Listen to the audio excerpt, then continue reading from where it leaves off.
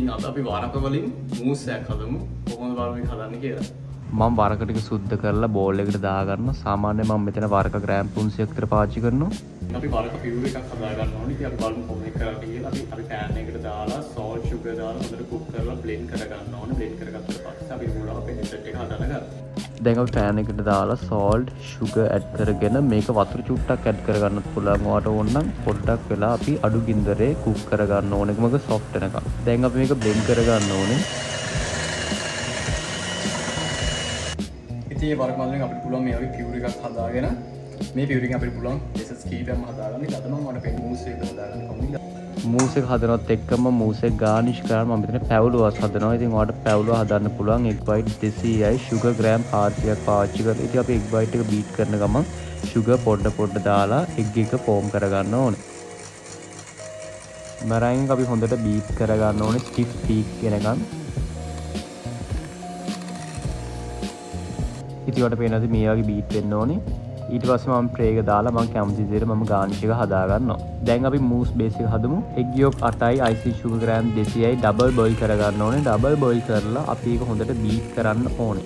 අපි vanilla පොඩ්ඩකුත් add කරගන්න ඕනේ. ඒත් එක්කම හොඳට beat කරලා පස්සේ අපිට පුළුවන් cream එක add කරගන්න. ඒකට whipping cream සහ cooking cream දෙකම පාවිච්චි කරන්න පුළුවන්. මම මෙතනදී cooking cream ලීටරයක් තමයි පාවිච්චි කරන්නේ. yolk එක double boil කරන්න හේතුව තමයි ඒක නරක් වෙන්න බලන. ඒ නිසා තමයි අපි double boil කරන්නේ.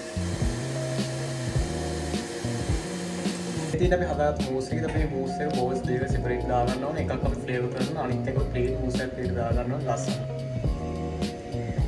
බෝල්ස් දෙකකට separate කරගත්තට පස්සේ එක මූස් එකකට මම වර්ග පියවරකින් පොඩ්ඩක් දාලා ආපහු blend කරනවා. එතකොට අපිට පුළුවන් ලස්සනට layers ටික match කරලා ලස්සන මූස් එක හදන්න. ඉතින් මෙතනදී මම ආපහු blend කරලා අපිට මෙතනදී මූස් එකට crumble එකක් ඕන වෙනවා. vanilla crumble එකේ recipe තමයි මේ තියෙන්නේ. ඉතින් butter gram 50යි, flour gram 100යි, sugar gram 20යි. ඉතින් අතේ mix කරගෙන ඔයාලට පුළුවන් මේක හදලා oven එකේ දාලා ඉක්මනට bake කරලා ගන්න. ඉතින් crumble එක bake වුණාට පස්සේ මේ විදිහට තමයි තියෙන්නේ. අපේ crumble එක පොඩ්ඩක් බේස් එකක් විදිහට දාගෙන තමයි මූස් එක දාන්න ඕනේ. ඉතින් මුලින්ම පළවෙනි ලේ එක දානවා. ඊට පස්සේ දෙවෙනි ලේ එකත් අපි දාගන්නවා. අපි crumble පොඩ්ඩක් ආයෙ add කරගන්නවා taste එක වැඩි වෙන්න. අපිට හොඳ crunchy taste එකක් එනවා මේකත් එක්ක. අපි pure layer එකක් දානවා ඊට උඩින්.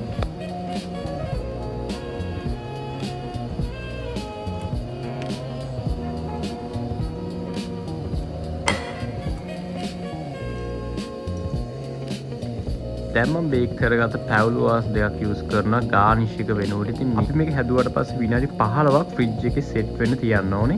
මේ තියෙන අපේ රසම රස ක්‍රීමි මූස් එක. ඉතින් අමතක කරන්න එපා subscribe කරන්න. ඒ වගේ තමයි තව කෙනෙක්ට බලන්න මේක share කරන්න.